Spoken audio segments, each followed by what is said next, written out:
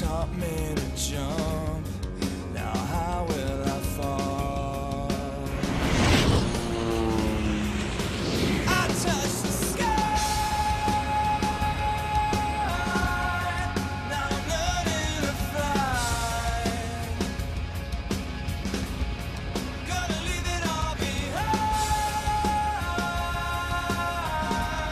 I never wanna come down. The margin for error in skydiving is almost non-existent. What looks easy here is really the result of hundreds of practice jumps. Control of the body in this condition isn't something that happens naturally. One awkward move at high speed can end up in a collision.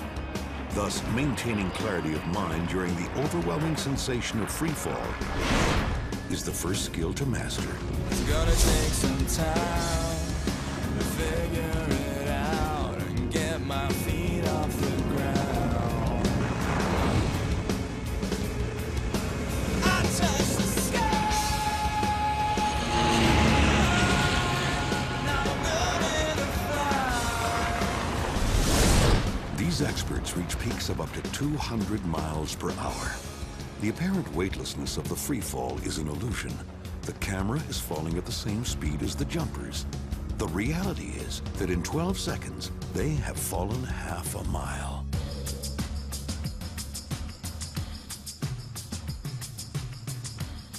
Ultimately, what makes the risk bearable for the jumpers is their faith in the physics of the parachute.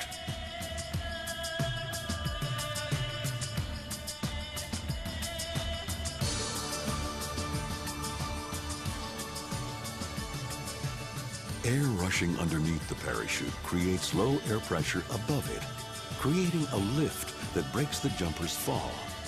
But it takes a careful design and the right material to make a parachute that works. It was this concept that Leonardo da Vinci conceived of long before the principles of aerodynamics were defined and put to practical use. Leonardo did predict the attraction the sky would have once mastered. But even he couldn't have dreamed how extreme risk takers and thrill seekers would someday turn it into their playground.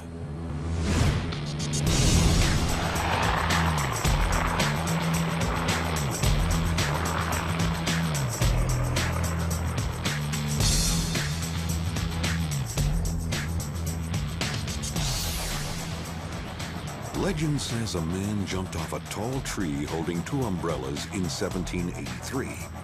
But the first documented parachute jump was in 1797 in Paris.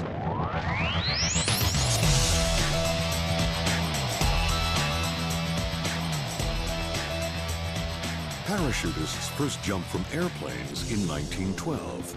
Skydiving as we know it today, including a free fall before the parachute is pulled, didn't become a sport until the 1950s.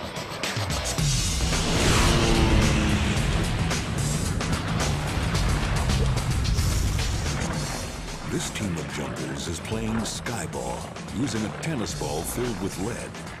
If the ball is fumbled and not recovered, it could create a hole in the ground almost 7 feet deep upon impact.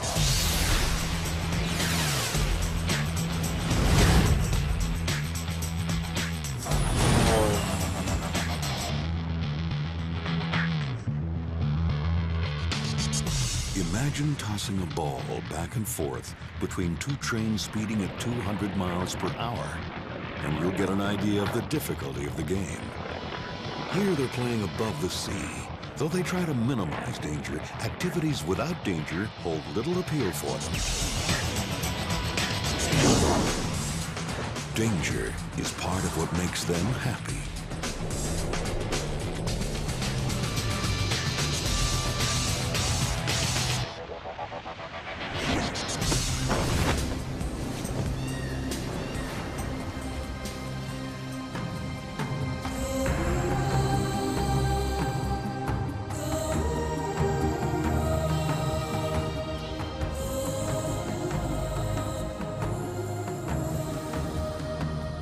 They count their jumps by the thousand, and it's always too few.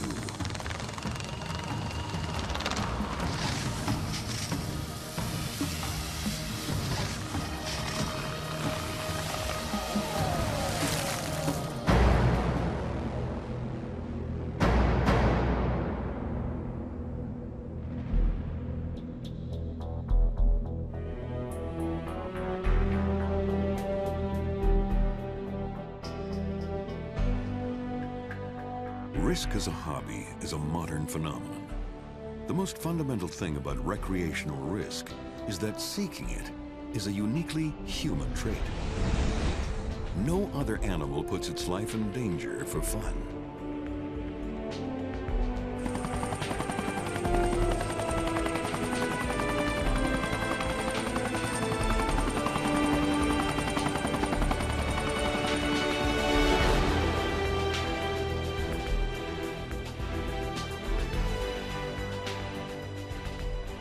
These are the mountains and fjords of Norway. For base jumpers, it is a mythical place. Base jumping is like skydiving, only from an earthbound starting point, like a bridge, skyscraper, or cliff. We are heading for Norway's Catamaran Wall, which provides a sheer vertical drop of 4,150 feet. That's 3 times the height of the Empire State Building.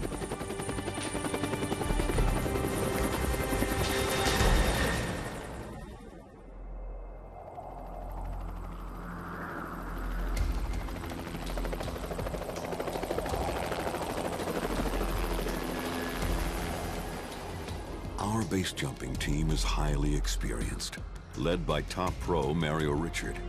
But the sport is considered so dangerous that only a few thousand people have ever tried it. The fact is that almost everyone in the base jumping community knows someone who lost their life in a jump.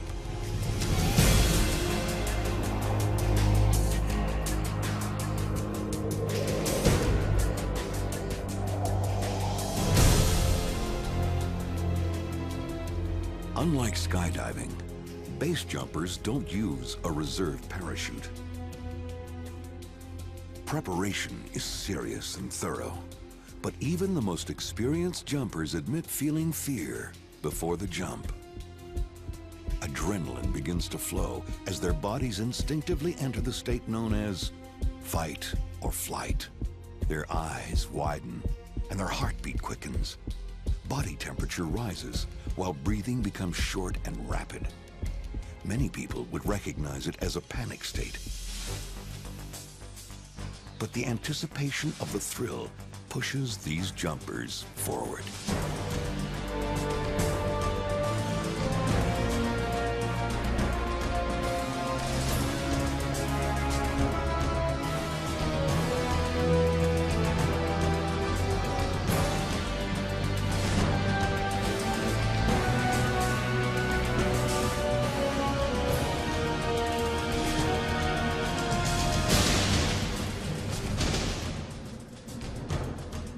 These are otherwise ordinary people.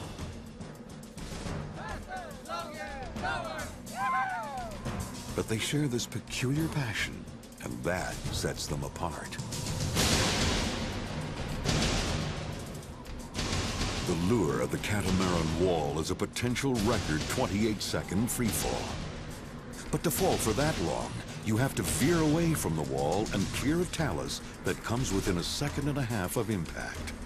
None of these jumpers could resist trying it.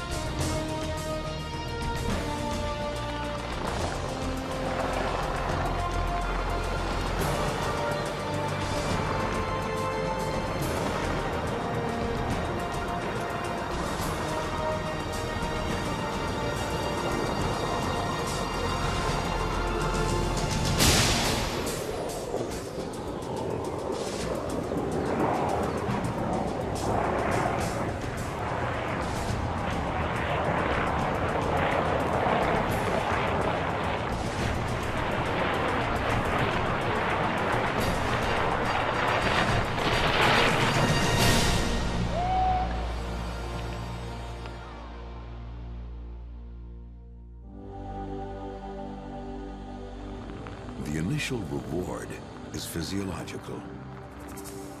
In a rush, their bodies release endorphins, molecules associated with pain relief and pleasure, leaving the jumpers with a long-lasting, blissful high.